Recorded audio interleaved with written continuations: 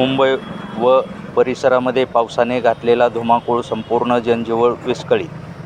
मुंबई व परिसरामध्ये रविवारी 7 जुलै 2024 रोजी झालेल्या 7 तासामध्ये 300 मिमीच्या पुढे पावसाची नोंद झालेली आहे.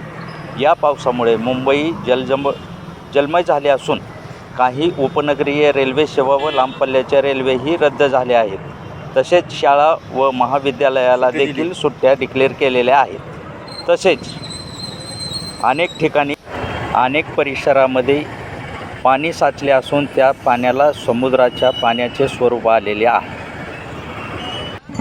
आपण पाहत असलेले चित्र हे महानगरपालिकेचा ढिसाळ कारभार व पावसाळ्यापूर्वी न केलेले नियोजन यामुळे झालेले दिसत आहे. मी आप्पासाहेब शिरसाटे, झुंजार SC 37 न्यूज उस्मानाबाद व फेसबुक पेज बातमी गावच्या गरिबाची. चॅनल सबस्क्राईब करा, लाईक करा, शेअर करा.